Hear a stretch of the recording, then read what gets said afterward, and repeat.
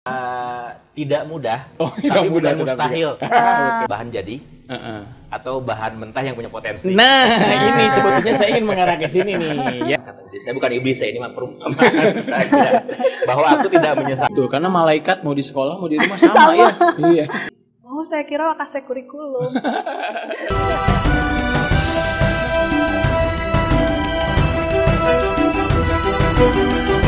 Assalamualaikum warahmatullahi wabarakatuh.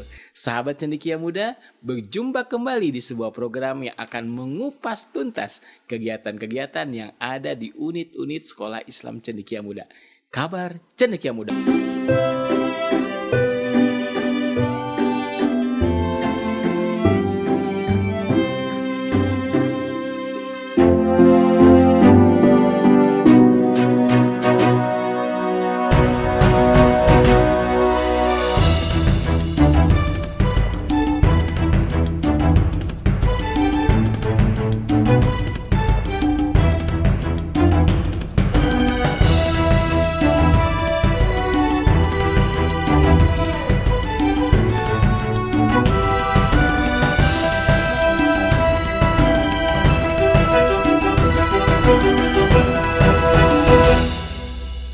Jika bukan karena guruku, maka aku tidak akan mengenal Tuhanku.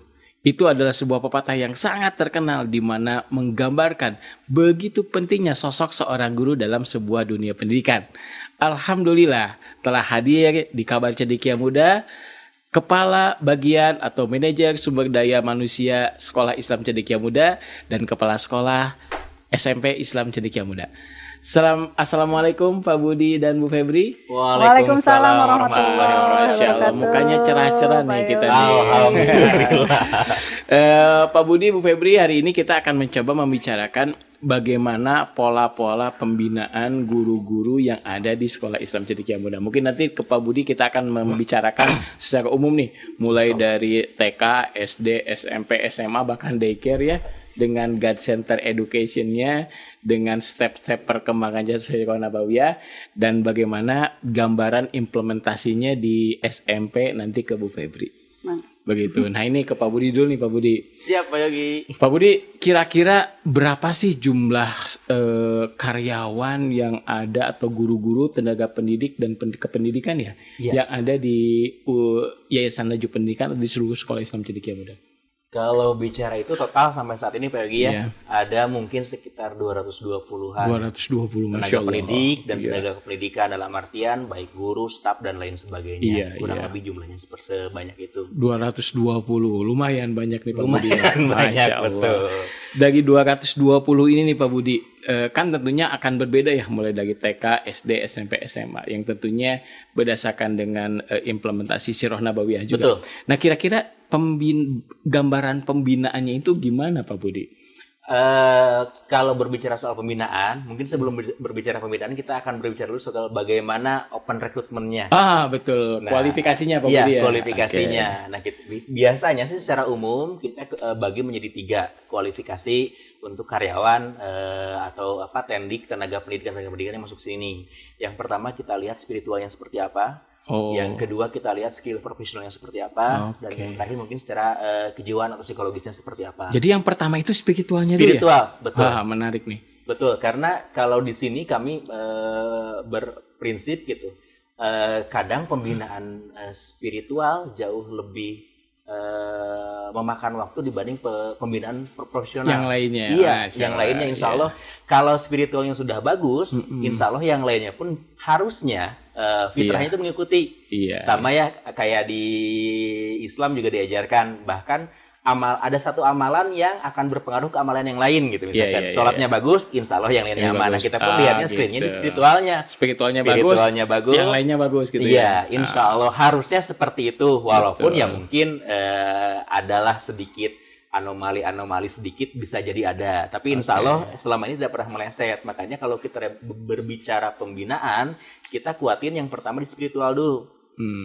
Ketika spiritualnya aman, insya Allah profesional dan lain-lain, ya sama seperti yang dibilang oleh dulu Ustadz siapa ya? Mungkin teman-teman pernah lihat Ustadz Hidayat kalau salah. Dia pernah bilang kayak gini.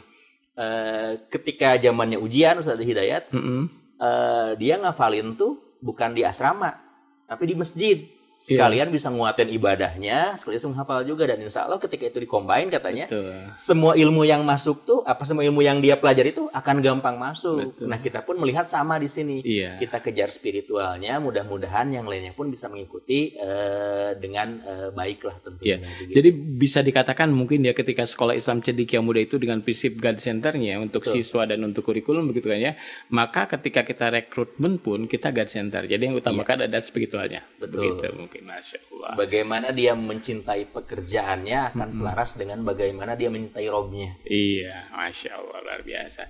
Ke Bu Febri dulu nih. Bu Febri yang tadi total ada sekitar 200 lebih lah ya. Iya. Kalau di SMP Cendekia Muda sendiri nih Bu Feb, ada berapa sih totalnya Bu Feb? Kalau di SMP Cendekia Muda itu ada sekitar 30 orang. 30 Pak Yogi. orang. 30 orang tuh khusus untuk guru dan tenaga pendidiknya ya, termasuk Iya. kepala sekolah, staf admin dan lain-lain. Jadi kami ada 30 orang. 30 orang begitu.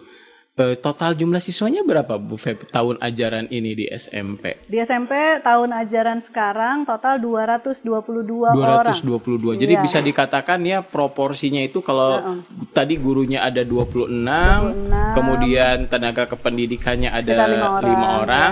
Jadi kalau 26 banding 222 itu kira-kira 1 banding 8 lah 8 ya. ya, betul. Secara jadi rasio ya. rasionya ya. Iya. Jadi ketika pengawasan itu Sangat lebih maksimal, sangat insya Allah. begitu Insya kan ya. Allah. Jadi memang fungsi dari guru ini sendiri secara implementasi tadi ya ketika God Center-nya dikuatkan dari persyaratan awal, kemudian nanti pun dia akan menularkannya itu ke siswanya begitu Iya. sendiri. Ya, jadi kalau di SMP sendiri biasanya setelah dari tahapan HRD melakukan proses rekrutmen, nanti biasanya sebelum mulai melakukan kesehariannya di SMP, saya mengajak diskusi dan menyampaikan, dan itu insya Allah dikuatkan juga di rekan-rekan yang lain bahwa tugas guru-guru sebagai guru SMP Islam Cendekia Muda, kalau misalnya Pak Budi umumkan gitu ya kan, rekrutmen guru matematika. Iya. Kalau guru SMP itu kan sudah mapel ya Pak Yogi, Iya, sudah iya. diiklankannya tuh guru mapel.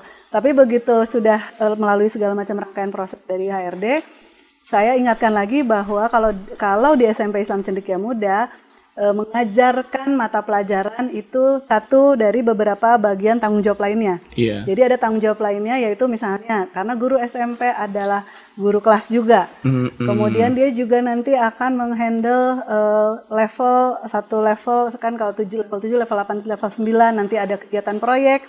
Dia juga mengorganisir proyek, field tripnya, kegiatan-kegiatan outdoornya dan lain-lain. Jadi guru mata pelajaran itu satu dari beberapa tanggung jawab. Nah, pada saat misalnya Pak Yogi mereka sebagai guru kelas kan itu juga harus menguatkan spiritual anak-anak juga. Makanya tadi Pak Budi bilang guru-guru ini harus kuat di spiritual, karena dia juga yang akan mentransfer ruh spiritual dan semangat beribadahnya juga kepada anak-anaknya. Jadi itu sangat Karena itu penting. bagian dari kehidupan keseharian di kelas ya. Di kelas. Ketika jam pelajarannya guru itu dia mengajar sesuai dengan pelajarannya masing-masing dan menginsertkan dan tetap mengisapkan tauhid juga ke sana begitu ya. Tapi di sisi lain ada kegiatan-kegiatan seperti ibadah, mereka pun tetap menjadi seperti itu. Betul. Jadi bukan cuma tugas guru agama di situ ya. Bukan. Tapi ini menarik nih Pak Budi. Ketika kita bilang tauhid di awalnya gitu kan ya. Nah, kira-kira apakah memang dari segi keprofesionalisme mereka, misalnya dari segi linearitas, kemudian dari kompetensi dianya juga di pedagogiknya, itu juga menjadi sebuah pertimbangan atau bagaimana? Iya, insya Allah Pak Kiai, tadi seperti saya bilang, yang keduanya itu sisi profesionalitasnya. Iya. Tentu itu juga kita perhatikan, apalagi ini SMP secara formal kedinasan memang butuh yang linear. Ini artian ketika guru bahasa Indonesia tentu dari jurusan atau lulusan bahasa Indonesia, matematika, IPA, sains, biologi dan sebagainya juga sama. Tentu itu kita perhatikan, tapi mungkin nilai plusnya di sini bagaimana nih, kalau saya pernah dengar, apakah ilmu yang bermanfaat itu seperti apa? Ilmu yang bermanfaat itu adalah ilmu yang ketika kita pelajari, setelahnya menambah keimanan kita kepada Allah. Iya. Nah, jadi selain sisi proporsionalitas, misalkan matematika bukan hanya jago di numerasi saja, misalkan bahasa Indonesia bukan hanya jago di literasi saja, tapi dari hal ini juga bagaimana si guru menyampaikan, tadi kalau kata Bu Ebri, menginsertkan tauhidnya di setiap pelajaran tersebut. Betul. Jadi kalau yang di tempat lain Profesionalitas itu hanya dilihat dari bagaimana dia menguasai subjeknya saja. Tapi kalau di sini di kita dilihat bagaimana profesionalisme itu adalah bagaimana dia mengcombine subjeknya dia plus bagaimana memasukkan unsur-unsur tauhid dalam setiap kegiatan pembelajaran. Oke, jadi memang tetap diperhatikan gitu ya, kelinearitasan, kemudian keprofesionalan dia begitu. Kalau di SMP Islam Cendekia Muda sendiri Bu Feb, linearitasnya itu bagaimana sih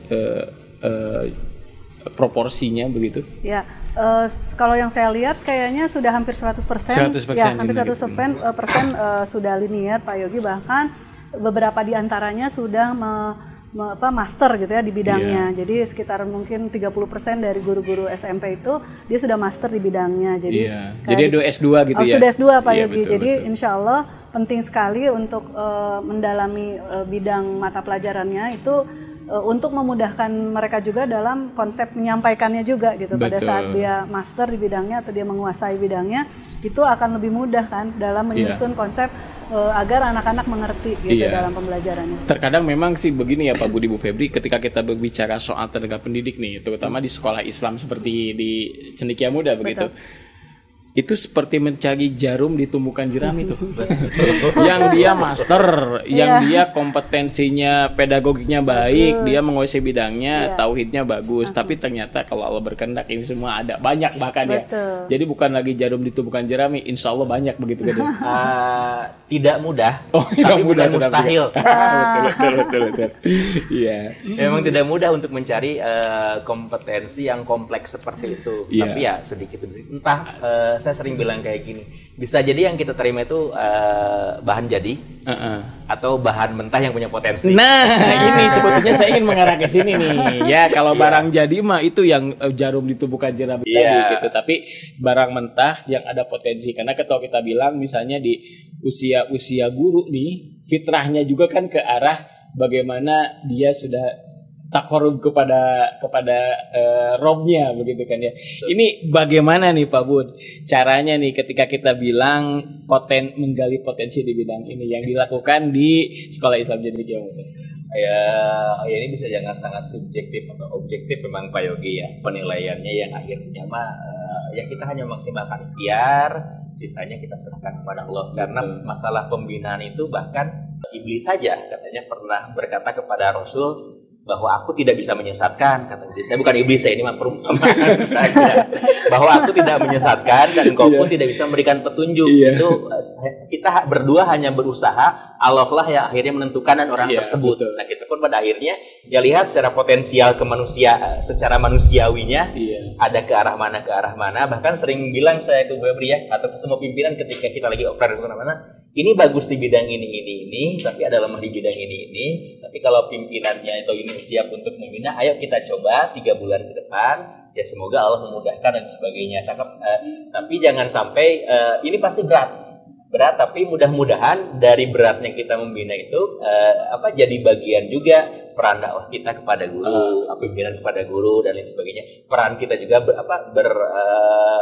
menyampaikan atau membentuk sesuatu, tentu Allah akan lihat juga proses yang kita lakukan. Jadi kalau memang tadi kata nyari yang sudah jadi, itu nyari jarum di tumpukan jerami ya judulnya. Tapi kalau kita lihat potensi, ini kayaknya bisa nih 3 bulan di mana sih? Plus minus juga sih. Ya kita tidak bilang semuanya berhasil. Ya kadang ada juga yang sesuai ekspektasi. Kadang ada juga yang tidak sesuai dalam artian butuh waktu lebih lama, ternyata dan sebagainya. Tapi kan kalau secara manusiawi ya fluktuatif ya. Kadarnya itu kadang lagi naik, kadang turun. Itulah di sana tugas pimpinan, tugas SDM untuk saling mengingatkan. Balik lagi konsep saling mengingatkan dalam kebaikan dan kesabaran. Nah, bagaimana nih Pak Budi pola yang digunakan atau agenda-agenda kegiatan dalam pembinaan guru ini yang memang dilakukan oleh divisi sumber daya manusia sendiri begitu? Apa saja sih sebetulnya? Yang pertama mungkin ini juga yang kita masih sangat berusaha keras di hal ini ya. Mungkin ada istilahnya kalau di Islam itu sebelum kita ngapa-ngapain itu beribadah, ada yang namanya pembersihan. Sholat ada wudhu, membaca Quran ada wudhu.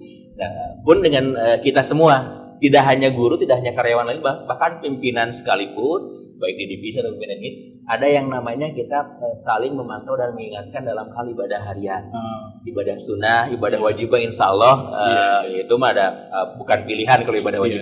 Ibadah sunnah kita giatkan, bahkan di beberapa unit ada yang namanya mutabah yaumiyah, beda-beda namanya, di TK mutabah yaumiyah, SMP seperti buku sabar ya, ada singkatannya mungkin nanti jelas gue beri, di SMA ada tazkiyatun nafs. Nah kalau tazkiyatun nafs sendiri lebih spesifik, menyucikan diri. Jadi dari beberapa ustadz yang sering kita dengar ceramahnya bahwa ibadah-ibadah sunnah itu akan menyucikan diri kita, membuat hati kita bersih, membuat ruh kita jadi bersih dan sebagainya. Sehingga itu yang awal dulu, sebelum melakukan tindakan selanjutnya kita sucikan dulu diri kita, dan mudah-mudahan ketika hatinya sudah suci, dikasih ilmu apa, dikasih pelatihan apa masuk ke hatinya. Jadi bukan hanya sekedar sebagai wawasan, tapi kita inginnya terinternalisasi sampai ke hati dan pikirannya juga. Tapi yang jelas yang pertama itu mungkin dibersihkan dulu lewat pemantauan ibadah hariannya, begitu. Udah gitu apa lagi nih? Ada lagi Pak Budi yang pola per pekannya, per bulannya, atau per ini? Nah ini memang kalau yang per pekan kita bekerja sama dengan unit. Nah kan karena pimpinan itu punya tupoksi sebagai HRD-nya di unit masing-masing. Kita bekerja dengan unit, kita bikin kelompok-kelompok kecil. Karena kalau biasanya kalau kelompok besar itu agak sulit saling mentransfer sesuatu lewat hatinya. Nah ini kita bikin kelompok kecil, namanya tuh mentoring karyawan. Nah mentoring karyawan ini kelompok-kelompok kecil di mana setiap kelompok itu dipimpin oleh salah seorang pementor yang sudah ditentukan oleh yayasan. Nah, setiap minggu tuh saling mengingatkan dalam kebaikan. Materinya tuh ya. Itu per pekan ya. Betul, per pekan, menambah hafalan, mungkin programnya ke depannya saling mengingatkan mentadaburi ayat Al-Qur'an, murojaah dan lain sebagainya. Yang per bulannya ada gitu ya? Per bulannya insya Allah kita ada pengajian yayasan. Semuanya itu? Semuanya. Kita sudah punya kurikulumnya yang sedang sekarang berjalan itu kurikulumnya terkait 10 karakter yang harus dimiliki oleh seorang muslim. Nah ini per pekan juga, selain tadi yang khusus per kelompok, offline itu sifatnya bertemu langsung dengan muka, kita juga bikin kegiatan online-nya. Tiap Selasa pagi ada dari Ustadz Abdurrahman tentang hadis arba'in. Hadis arba'in, yang terus hari Kamis juga. Hari Kamis tuh selepas zuhur, sama juga bisa menyaksikan live di masjid ataupun mendengarkan langsung. Nah insya Allah kita sih berharapnya lewat sentuhan-sentuhan ruhiyah yang rutin itu tadi, mudah-mudahan ya terus masuk ke kita. Karena khawatirnya ketika bukan hal-hal yang baik yang masuk yang sebaliknya. Gitu. Nah ini kan kita tadi itu penguatan di bidang ruhi gitu ya. Nah sekarang kalau penguatan di bidang profesional dan akademiknya, pedagogiknya kira-kira bagaimana? Itu ada yang namanya induction training. Itu 3 bulan pertama sebelum dia jadi karyawan tetap. Biasanya kita berikan pengetahuan dasar tentang keprofesionalismean dan tujuan visi misi yayasan mau dibawa kemana.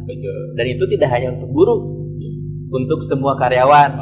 Jadi walaupun bukan pendidikan walaupun tenaga pendidikan, gini kasarnya kita ingin berharap bahwa walaupun mereka di belakang layar, mereka tidak touch langsung ke anak, tapi mereka tahu gambaran besar perjuangan kita ke arah mana. Sehingga ketika mereka misalkan lagi mempersiapkan seragam akan dipakai oleh anak-anak yang akan belajar atau mencintai Allah dan lain sebagainya. Ketika lagi bikin absensi misalkan bagian umum tahu. Jadi mereka setiap apa yang dilakukan inginnya selalu terinternalisasi ke tujuan utamanya. Jadi bukan hanya bekerja di bidangnya saja, tapi tahu ini goalnya akan kemana dan sebagainya. Terus ada juga in-house training. In-house training itu biasanya paling sedikit mungkin 1 semester sekali ya, di alih semester atau alih tahun ajaran. Itu terkait isu-isu terkini, misalkan kayak dulu sempat peralihan dari kurikulum 2013 kurikulum Merdeka. Nah, kita kaji bareng-bareng, sampaikan ke guru dan dikombin dengan kurikulum GCA yang memang dijalankan di sekolah ini. Iya, Masya Allah. Jadi memang pembinaan tadi Pak Budi ya, ketika kita bilang melihat bahwa ketika bicara God-centered education, sebuah konsep kurikulum pendidikan yang diberikan di Sekolah Islam Cendekia Muda, di mana bawahnya landasannya itu adalah Quran dan hadis, memang itu diberikan pembinaan, diberikan gambaran. Mulai tadi per pekannya itu ada setoran tilawah, kemudian hafalan, kemudian juga ada kajian hadis arba'in setiap pekan, dan juga ada bidayatul hidayah yang bagaimana mengkaji adab-adab mulai dari bangun tidur sampai dengan tidur, bahkan tidurnya sendiri gitu kan ya. Nah, ini yang menarik ini bagaimana Bu Febri nih ketika kita berbicara di tataran guru kelas nih ya. Karena kepala sekolah juga di Sekolah Islam Cendekia Muda memang bagian dari HRD-nya juga nih gitu kan ya. Bagaimana nih Bu Feb? Iya. Ya, kalau di SMP Islam Cendekia Muda sendiri melanjutkan tadi yang sudah dipaparkan Pak Budi. Jadi kami lebih jauh secara teknis berarti memantau dan memastikan program-program yang sudah dicanangkan dan sudah diagendakan oleh yayasan atau Sekolah Islam Cendekia Muda itu bisa berjalan. Jadi kalau misalnya untuk pembinaan tambahan oleh unit itu kami reguler ya meeting setiap akhir minggu untuk mengevaluasi apa yang sudah berjalan dan mendiskusikan apa agenda-agenda selanjutnya. Itu rutin setiap akhir pekan. Kemudian juga memastikan guru-guru hadir dan mengikuti kegiatan-kegiatan yang sudah ada diagendakan oleh yayasan, mulai dari pengajian yayasan, holakoh tadi. Nah, mungkin tambahannya untuk holakoh yang grup kecil tadi, para pementornya ini juga setiap pekan rutin karena rata-rata pimpinan unit dan divisi ini kan menjadi pementor. Jadi kami para pemimpin atau pementor ini langsung dibina langsung oleh Ibu Rehanandi sebagai direktur sekolah, dan juga untuk bapak-bapaknya juga sama oleh ada Pak Ustadz yang memang khusus membina mereka. Wajib itu ya? Wajib itu wajib karena dari situ nanti membina lagi grup-grup mentor di bawahnya.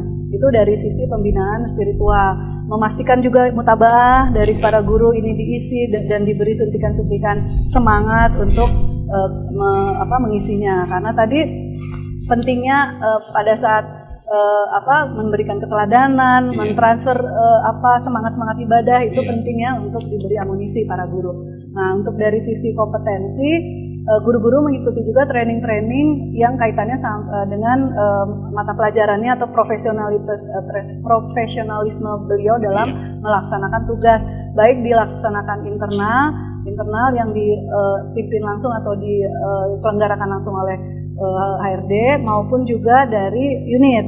Ya, itu juga kadang-kadang 3 bulanan atau 1 semesteran gitu ya. Kadang-kadang juga ada event-event dari luar, dari dinas pendidikan atau di luar itu kami ikutkan guru-guru mengikuti training khusus untuk mengembangkan kapasitas mereka.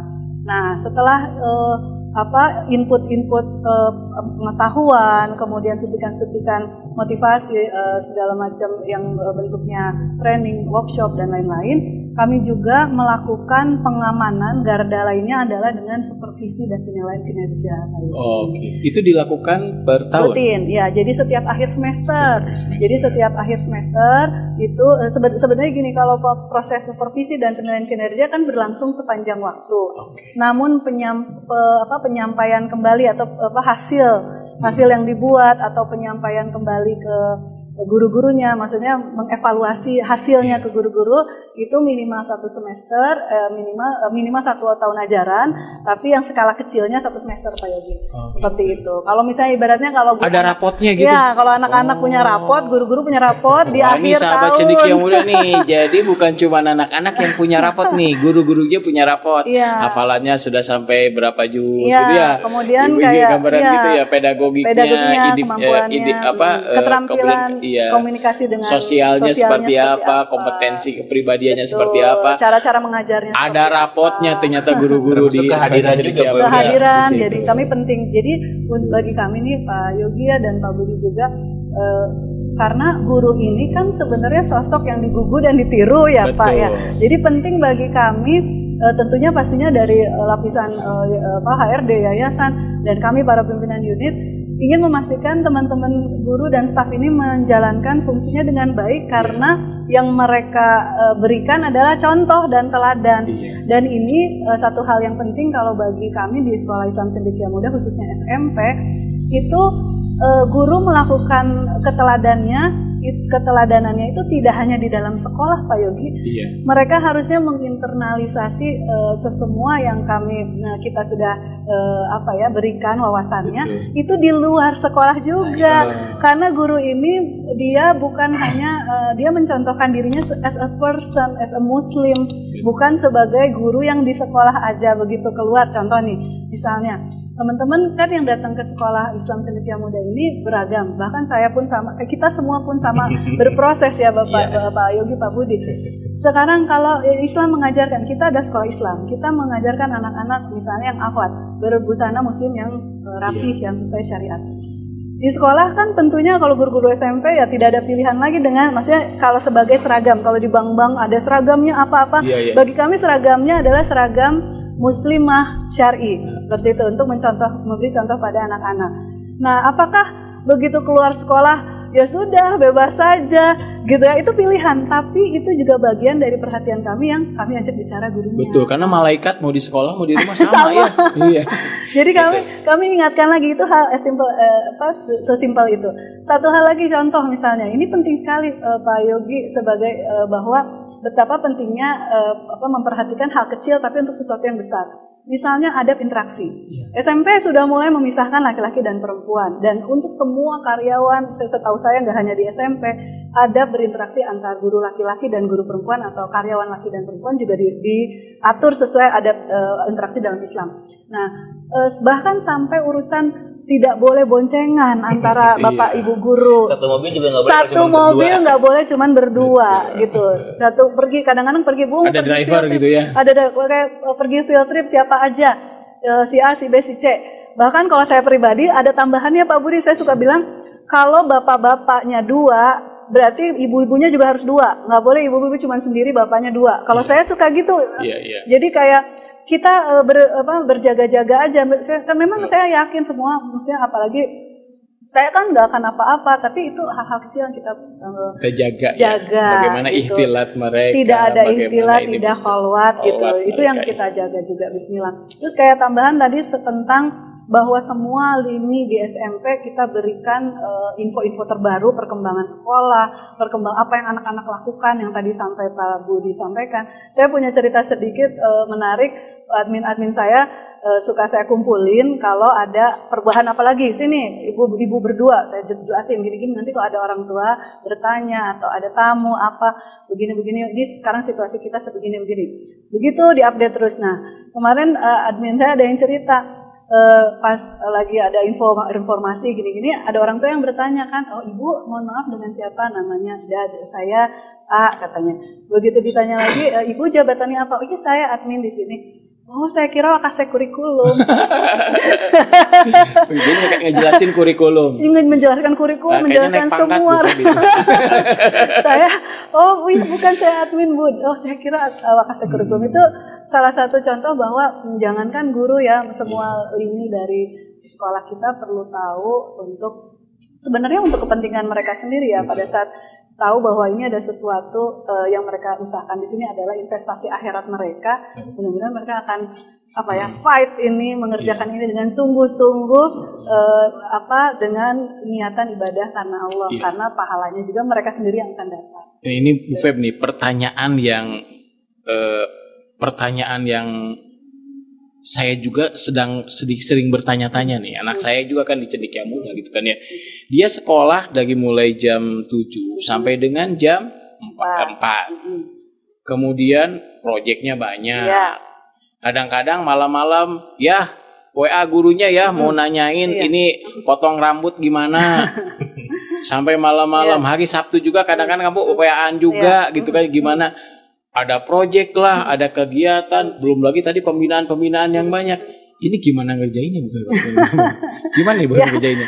Saya jadi ingat pertanyaan Pak Yogi begini. Alhamdulillah waktu SMP dipanggil ke Kemendikbud jadi percontohan STEM nasional gitu ya, untuk Kota Bandung, mewakili juga dari Kota Bandung. Itu ada pertanyaan begitu di forum kepala sekolah, kemudian diminta sharing pengalaman. Pertanyaannya sama yang keluar. Ini gimana ya guru-guru? Tapi sebenarnya kuncinya sudah dijelaskan di awal sebenarnya tadi oleh Pak Budi, Pak Yogi sendiri, kita udah bahas di awal. bahwa begitu kita semua mulainya niat karena Allah, kita duluin semua yang urusannya sama spiritual, itu mudah saja Pak Yogi. Di perjalanannya itu insya Allah ada aja jalannya, ada aja waktunya.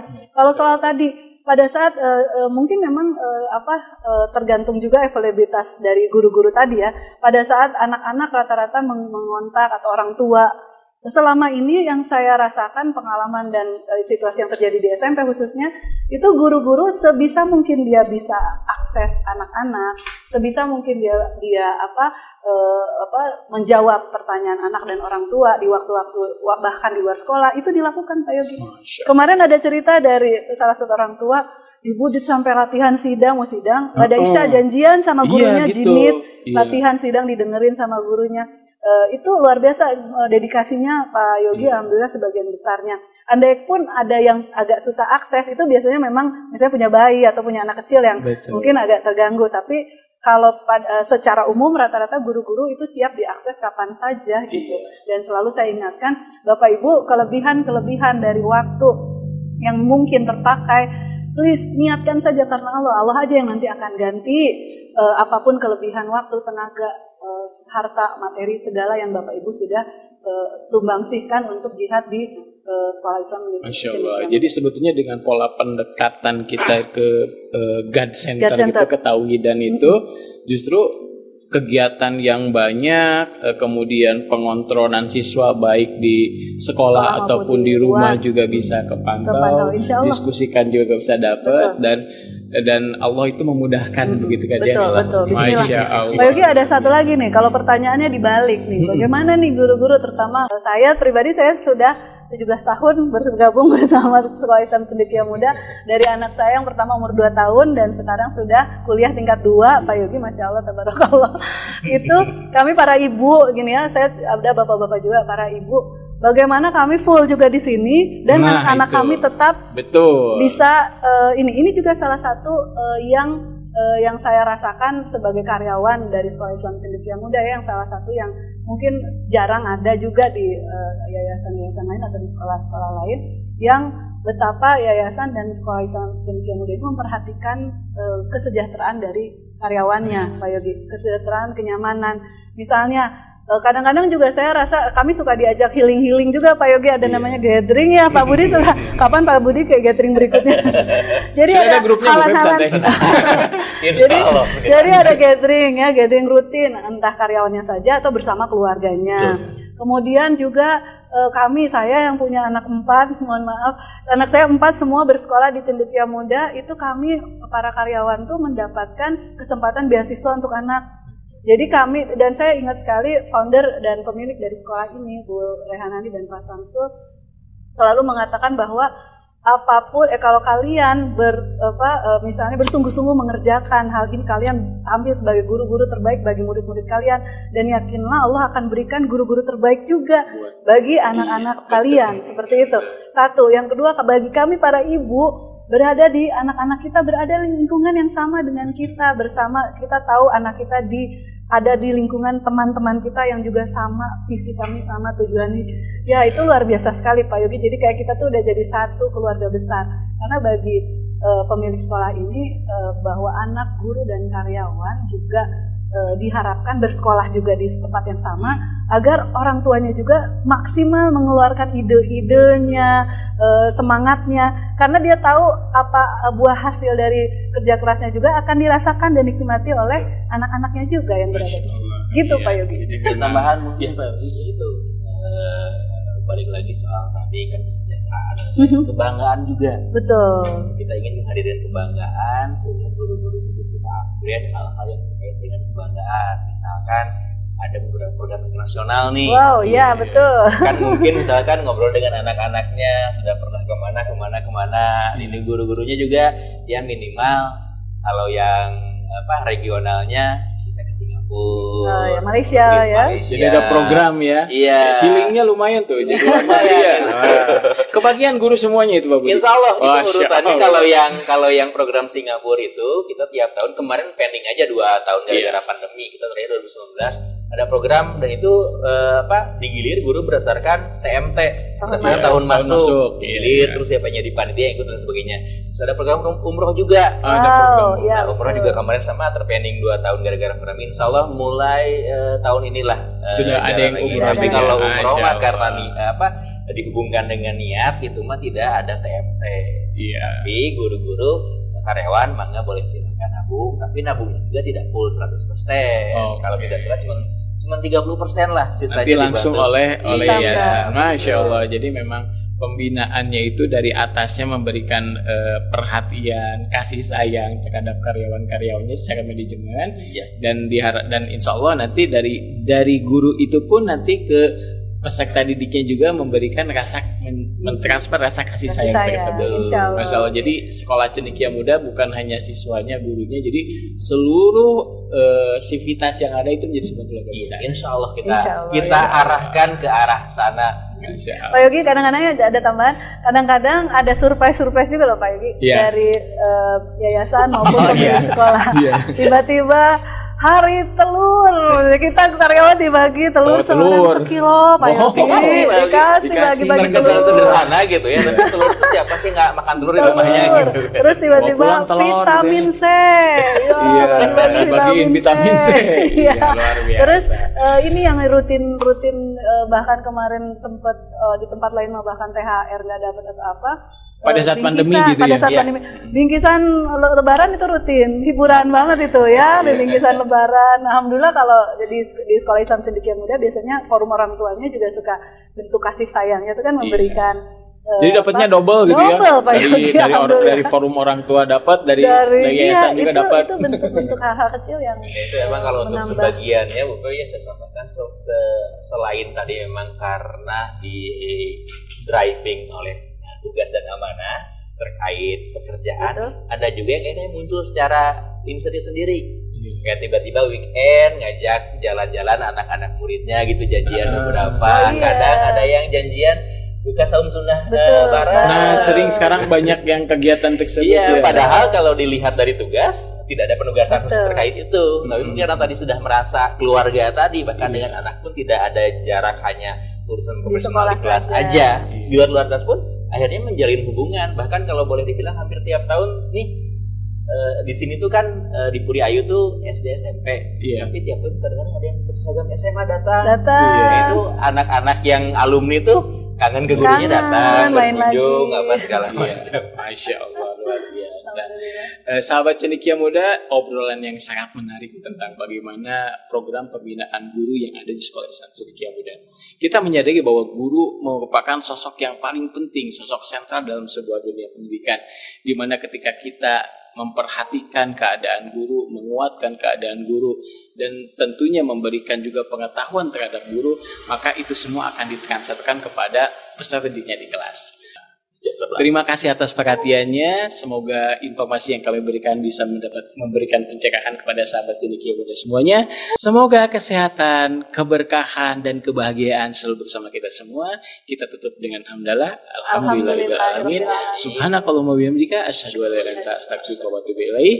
Jangan lupa like, share, and subscribe channel Sekolah Islam Cendekia Muda. Assalamualaikum warahmatullahi wabarakatuh.